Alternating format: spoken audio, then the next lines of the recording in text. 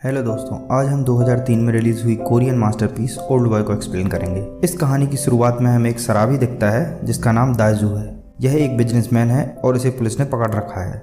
वह police station में भी पुलिस वालों को परेशान करता है, इसलिए पुलिस वालों ने उसे हथकड़ी लगा रखी है। कुछ देर बाद उसका एक दोस्त जिसका नाम जूहवान है उसे आकर पुलिस से छुड़ा के ले जाता है। पुलिस स्टेशन से बाहर निकलकर दायजू टेलीफोन पर अपनी बेटी से बात करता है जिसका आज जन्मदिन है। इसके बाद दायजू अचानक से गायब हो जाता है। जूहवान आसपास दायजू को ढूंढने की बहुत कोशिश करता है पर दायजू उसे कहीं नहीं मिलता है।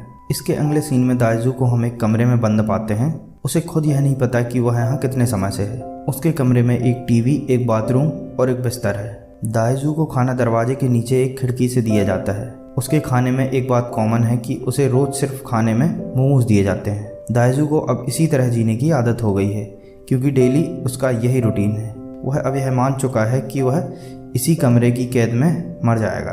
एक दिन उसके कमरे में गैस छोड़ी जाती है जिससे दायजू बेहोश हो जाता है। इसी हालत में उसके किडनैपर दायजू का ब्लड निकाल लेते हैं। कुछ दिन बाद जब दायजू टीवी पर न्यूज़ चैनल देख रहा था तो उसे दिखता है कि उसकी वाइफ का मर्डर हो गया है और प्राइम सस्पेक्ट में उसका खुद का नाम है क्योंकि पुलिस को वहाँ दायजू के ब्लड सैंपल और ग्लास पे उसके फिंगरप्रिंट मिले हैं। यह सब देखकर दायजू अपने आप को मारने की कोशिश करता है पर उसका इलाज कर दिया जाता है क्योंकि किडनैपर नहीं चाहते कि दायजू की मौत इस तरह हो। वह दायजू को जिंदा रखना चाहते हैं। इस कमरे में दिन भर दायजू अकेला बोर होते रहता है, इसलिए दायजू डायरी में अपनी कहानी लिखता है और समय याद करने के लिए अपने हाथ में निशान बनाने लगता है। 1 साल के लिए एक निशान। वह चॉपस्टिक से दीवार में इस कमरे से बाहर निकलने के लिए रास्ता भी बनाने लगता है। अब दायजू डेली फाइटिंग की प्रैक्टिस करता है जिससे वह बहुत स्ट्रांग हो जाता है। अब दायजू के जीवन का बस एक ही लक्ष्य है, इस कमरे से बाहर निकलना और अपने किडनैपर को ढूंढकर उसे खत्म करना। दायजू को इस कमरे में कैद हुए लगभग 15 साल हो गए हैं। यहाँ से निकलने के लिए दायजू जिस दीवार को खोद रहा था वह उसके अंत तक पहुँच जाता है। अब उसे बस यहाँ से आज़ाद होने में कुछ ही वक्त लगेगा। वह यह सोच ही रहा था कि उसी समय उसे गैस की स्मेल आती है। इस गैस की स्मेल आने के बाद दायजू हमेशा बेहोश हो जाता है, इसलिए दायजू उस छेद को बेड से ढक देता है और खुश होकर सो जाता है। इसके बाद उसके कमरे में एक औरत आती है। वह दायजू को हिप्नोटाइज करती है। जब दायजू की आंख खुलती है तो वह खुद को एक सूटकेस में पाता है और जब वह उस सूटकेस से बाहर निकलता है तो उसे पता चलता है कि वह एक बिल्डिंग की छत पर है। इसके बाद दायजू उस बिल्डिंग से बाहर निकल जाता है। वह अपने रिश्तेदार फ्रेंड्स के पास नहीं जा सकता क्योंकि सब उसे अपनी वाइफ का कातिल समझते हैं और वह उन सबकी नज़रों में भगोड़ा है। अब दायजू सोच रहा था कि वह कहाँ जाएगा क्योंकि ना उसके पास पैसा है ना रहने का ठिकाना। जब दायजू यह सब सोच रहा था तभी एक भिखारी उसके पास आता है और उसे एक मोबाइल और पर्स देता है जिसमें काफ़ी पैसे रहते हैं और वह बिना कुछ बताए वहाँ से चला जाता है। जब से दायजू कैद से छूटा है उसने कुछ नहीं खाया है। वह सालों से सिर्फ मोमोज खाकर ही जिंदा है, इसलिए वह एक अच्छे रेस्टोरेंट में खाना खाने के लिए जाता है। वहाँ उसकी मुलाकात मीडो से होती है जो उस रेस्टोरेंट की शेफ है। जब दायजू उस रेस्टोरेंट में खाना खा रहा था तब उसके पास किडनैपर का कॉल आता है। दायजू किडनैपर से बात करते करते बेहोश हो जाता है। इसके बाद जब दायजू की आंख खुलती है तो वह अपने आप को मीडो के घर में पाता है। जब दायजू बेहोश था तो मीडो को दायजू की डायरी दिखती है। वह जब उस डायरी को पढ़ती है तो उसे दायजू की पूरी कहानी के बारे में पता चल जाता है, इसलिए वह अब दायजू की मदद करना चाहती है। जब वह दोनों दायजू की बेटी के बारे में पता करते हैं तो उन्हें पता चलता है कि दायजू की बेटी को किसी ने 3 साल की उम्र में ही गोद ले लिया था और उसके बारे में उन्हें कुछ जानकारी नहीं पता चलती। इसीलिए अब दायजू अपना पूरा ध्यान अपने किडनैपर को ढूंढने में लगा देता है। एक दिन जब दायजू मीडो के साथ एक रेस्टोरेंट में खाना खा रहा था तब उसके दिमाग में अपने किडनैपर को ढूंढने का एक आइडिया आता है। वह सोचता है कि मोमोज के टेस्ट से वह रेस्टोरेंट के बारे में पता कर सकता है जिस रेस्टोरेंट से उसे डेली खाना आता था। वह और मीडो मिलकर शहर के सभी रेस्टोरेंट में जाकर वहाँ मोमोज टेस्ट करते हैं। एक दिन उन्हें वह रेस्टोरेंट मिल जाता है जिस रेस्टोरेंट से दायजू को खाने के लिए मोमोज आते थे और दायजू डिलीवरी बॉय का पीछा करते हुए उस जगह तक पहुँच जाता है जहाँ उसे 15 साल तक कैद में रखा गया था। दायजू वहाँ पर किडनैपर गैंग के लीडर को, जिसका नाम पार्क था, पकड़ लेता है और उसे टॉर्चर करता है जिससे उसे पता चलता है कि इस गैंग का काम लोगों को किडनैप करना है। किडनैप करने के बाद यह गैंग लोगों को अपने पास एक कमरे में कैद करके रखते हैं। जब दायजू उसे अपने किडनैपर के बारे में पूछता है तो पार्क बताता है कि उसने किडनैपर को कभी देखा नहीं है पर उसकी एक ऑडियो रिकॉर्डिंग उसके पास है। दायजू इस रिकॉर्डिंग को लेकर जैसे ही वहाँ से निकलने वाला था तभी उसकी गैंग के बाकी लोग वहाँ आ जाते हैं। दायजू उन सबको मार तो देता है लेकिन इस लड़ाई में दायजू घायल हो जाता है। इस बिल्डिंग से बाहर निकलकर दायजू सड़क पर बेहोश हो जाता है। सड़क पर एक आदमी दायजू को टैक्सी पर बैठा देता है पर जाते जाते वह दायजू को उसके असली नाम से बुलाता है जिससे दाइजू समझ जाता है कि यह वह आदमी है जिसने उसे किडनैप किया था। दाइजू और मिडो दोनों दाइजू के किडनैपर को ढूंढने की बहुत कोशिश करते हैं, पर उन्हें उसके बारे में कुछ भी पता नहीं चलता है। एक दिन जब दाइजू मिडो के मेल चेक करता है तो उसे एवरग्रीन के बारे में पता चलता है। वह इसके बारे में पता करने के लिए अपने दोस्त जू वान के पास जाता है। जू वान का एक साइबर कैफे है। जब वो इसमेल आईडी के बारे में पता करता है तो उसे उसका एड्रेस पता चलता है जो मिडो के घर के सामने ही था। जब दाइजू उस जगह पहुंचता है तो वहां उसे वू जिन मिलता है। दाइजू वू जिन को देखकर उसे तुरंत खत्म करना चाहता है, पर वू जिन उसे कहता है कि अगर वह मारा गया तो उसे अपने किडनैप होने के बारे में कैसे पता चलेगा, जिस वजह से उसे किडनैप किया गया था। वू जिन दाइजू को यह भी बताता है कि उसने अपने हार्ट की सर्जरी कराई थी और उसके हार्ट में पेसमेकर डला हुआ है और उसके पास एक रिमोट है जिससे वूजिन जब चाहे खुद की जान ले सकता है। अब वूजिन दाइजू को 5 दिन का अल्टीमेटम देता है। इन 5 दिन में दाइजू को वूजिन के बारे में सब कुछ पता करना है, नहीं तो वूजिन मिडो को मार देगा। जब दाइजू मिडो के घर पहुंचता है तो देखता है कि मिडो रस्सियों से बंधी है और वहां पर पार्क अपने लोगों के साथ है। पार्क यहाँ पर दाइजू से बदला लेने के लिए आया है क्योंकि उसे दाइजू ने टॉर्चर किया था, इसलिए वह दाइजू को मारना चाहता है। जैसे ही वो दाइजू को मारने वाला था तभी उसके पास हान आता है जिसके पास एक पैसों से भरा हुआ सूटकेस है। यह दाइजू को छोड़ने के बदले वू जिन द्वारा भेजा गया था। अब पार्क दाइजू को छोड़ देता है और पैसे लेकर चला जाता है। इसके बाद मिडो और दाइजू वू जिन से डरकर शहर छोड़ देते हैं। अब रात में वह एक होटल में रुकते हैं। रात में वहाँ वू जिन आता है और वह दाइजू के लिए एक बॉक्स छोड़ जाता है। जब दाइजू इस बॉक्स को ओपन करता है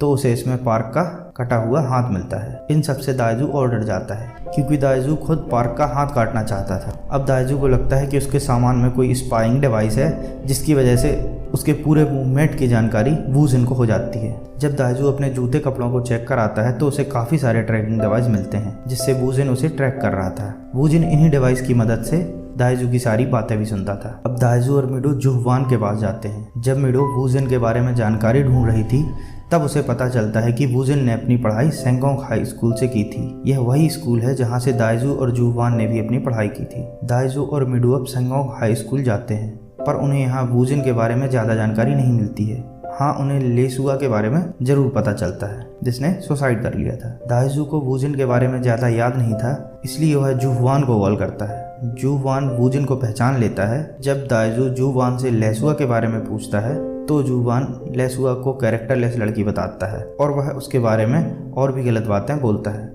जो उसने अपने स्कूल के दिनों में सुन रखी थी। इन दोनों के बीच की बातों को वू जिन भी सुन लेता है क्योंकि वह खुद जू वान के साइबर कैफे में था। जब वू जिन लेसुआ के बारे में कही गई बातें सुनता है तो वह अपना आपा खो देता है और जू वान को मार देता है। अब दाइजू को यह समझ तो आ जाता है कि वू जिन और लेसुआ का कुछ तो कनेक्शन है, पर उसे पूरी बात समझ में नहीं आती है। दाइजू मिडो को सेफ करने के लिए किडनैपिंग सेंटर में छोड़ देता है क्योंकि उसे लगता है मिडो यहाँ सेफ रहेगी। दाइजू मिडो को 5 जुलाई तक के लिए यहाँ छोड़ता है। अगर दाइजू 5 जुलाई तक वापस नहीं आएगा तो वह खुद ब खुद यहाँ से चली जाएगी। अब दाइजू वाटरव्हील हेयर सैलून जाता है। उसे इसका एक ब्रोशर स्कूल के रजिस्टर में मिला था। यह सैलून दाइजू की क्लासमेट का ही है। यहाँ से दाइजू लेसुआ और वू जिन के बारे में जानकारी लेने की कोशिश करता है। उसे यहाँ कुछ अफवाहों के बारे में पता चलता है जो लेसुआ के बारे में स्कूल में फैली थी और इन्हें फैलाने वाला वह खुद था। धीरे धीरे दाइजू को लेसुआ के बारे में सब कुछ याद आ जाता है। दाइजू, जू वान, लेसुआ और वू जिन एक ही स्कूल में थे। एक बार दाइजू ने लेसुआ को वू जिन के साथ इंटीमेट होते देख लिया था और उसने इस बारे में बढ़ा चढ़ाकर जू वान को बताया था। उसने इस बात को पूरे स्कूल में फैला दिया है, मतलब इसकी शुरुआत करने वाला वह खुद था। जैसे ही यह खबर स्कूल में फैलती है कुछ समय बाद लेसुआ सुसाइड कर लेती है। दाइजू यह बात जाकर मिडो को बताता है और वह वू जिन से बदला लेने के लिए निकल जाता है। वू जिन जिस पेंट हाउस में रहता है दाइजू वहीं पहुंच जाता है। अब वू जिन दाइजू को पूरी कहानी सुनाता है। वह बताता है कि दाइजू की वजह से यह अफवाह फैल गई थी कि लेसुआ प्रेग्नेंट है। खुद लेसुआ भी इस अफवाह पे यकीन करने लगी थी। उसके पीरियड रुक गए थे, उसका पेट फूलने लगा था, इसी वजह से लेसुआ ने सुसाइड कर लिया था। इस पूरे इवेंट की स्टार्टिंग दाइजू की अफवाह फैलाने की वजह से हुई थी। इसी का बदला वू जिन दाइजू से ले रहा था, इसलिए उसने दाइजू को कैद कराया था। अब वू जिन दाइजू को पोस्ट हिप्नोटाइज सजेशन के बारे में बताता है। इसमें इंसान हिप्नोटाइज करने के बाद वैसा ही बिहेव करता है जैसा उसे हिप्नोटाइज करते समय सजेस्ट किया गया था। जब दाइजू जेल से छूटा था तो उसे रेस्टोरेंट जाने के लिए हिप्नोटाइज किया गया था। जब वो रेस्टोरेंट में खाना खा रहा था तब एक कॉल आया था। उस समय सेलफोन की रिंग ट्रिगर पॉइंट थी। इसके बाद दाइजू को बेहोश हो जाना था। दाइजू के अलावा वू जिन ने मिडो को भी हिप्नोटाइज किया था। इसी की वजह से मिडो दाइजू को रेस्टोरेंट से अपने घर ले गई थी। अब वू जिन दाइजू को एक गिफ्ट बॉक्स को खोलने के लिए कहता है जो उसने पेंट हाउस में रखा था। जब दाइजू इस बॉक्स को खोलता है तो उसके होश उड़ जाते हैं, क्योंकि इसमें दाइजू की बेटी की पिक्चर थी और वह कोई और नहीं मीडो ही थी। यह देखकर दाइजू अपना आपा खो बैठता है। वह वूजन को मारने के लिए कैंची लेकर भागता है, पर मिस्टर हान जो वूजन का बॉडीगार्ड है वह उसे रोक लेता है। इन दोनों के बीच में काफी लड़ाई होती है। जब मिस्टर हान दाइजू पर हावी हो जाता है और वह दाइजू को मारने ही वाला होता है, तभी वूजन आकर हान को गोली मार देता है। वूजन दाइजू को बताता है कि उसे मीडो के बारे में पता है, वह मिस्टर पार्क की जेल में है। वह मिस्टर पार्क को कॉल करता है। जब वह फोन मीडो को देता है और दाइजू से बात करता है तो वह बताती है कि उसके सामने एक गिफ्ट बॉक्स रखा है और पार्क मीडो से उसे खोलने के लिए कह रहा है। दाइजू चिल्ला चिल्ला कर मीडो से इसे ना खोलने के लिए कहता है। अब दाइजू वूजन के सामने मिन्नतें करता है कि वह मीडो को कुछ ना बताए। वह इस बात के बदले कुछ भी करने को तैयार है। वह इसके बदले वूजन का गुलाम बनने को तैयार है। वह वूजन के जूते चाटता है। जब वूजन नहीं मानता तो दाइजू अपनी टंग को कैंची से काट लेता है, क्योंकि उसके ज्यादा बोलने की वजह से ही स्कूल में अफवाह फैली थी। दाइजू वूजन के सामने गिड़गिड़ाता है। इसके बाद वूजन पार्क को कॉल करके बॉक्स ना खोलने के लिए कहता है। अब वूजन दाइजू को छोड़कर चला जाता है। वह जाते जाते कहता है कि मैं और लेसुआ एक दूसरे के रिश्ते के बारे में जानते थे, फिर भी बहुत प्यार करते थे। जैसे हम थे वैसे तुम भी कर सकते हो। वूजन जैसे जैसे लिफ्ट के नीचे जा रहा था उसे लग रहा था कि लेसुआ उसे अपने पास बुला रही है। वह आज भी लेसुआ से बहुत प्यार करता था, पर उसकी जिंदगी का लक्ष्य सिर्फ दाइजू से बदला लेना था, जो अब उसने ले लिया।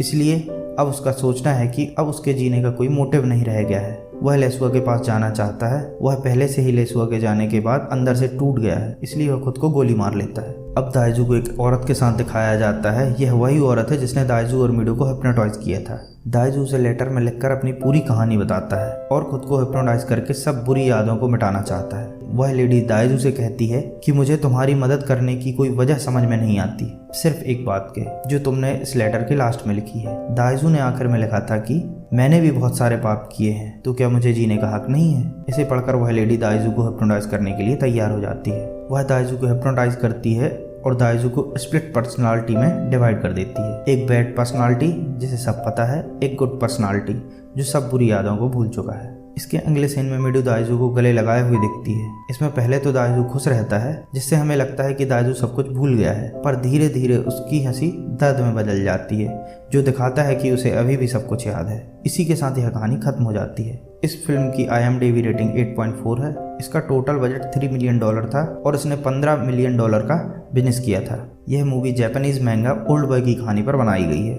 मैंगा जापानीज कॉमिक बुक का एक टाइप है। इसकी एक हॉलीवुड रीमेक ओल्ड बॉय 2013 में रिलीज हुई थी और बुरी तरह फ्लॉप हुई थी। अगर आपने संजय दत्त और जॉन अब्राहम स्टार जिंदा मूवी देखी है तो वह भी इसी मास्टरपीस का बॉलीवुड वर्जन था। अगर आपने यह मूवी देखी है तो कमेंट में बताएं कि यह मूवी आपको कैसी लगी। अगर आप हमें कोई सजेशन देना चाहते हैं तो कमेंट बॉक्स आपके लिए खुला हुआ है। धन्यवाद।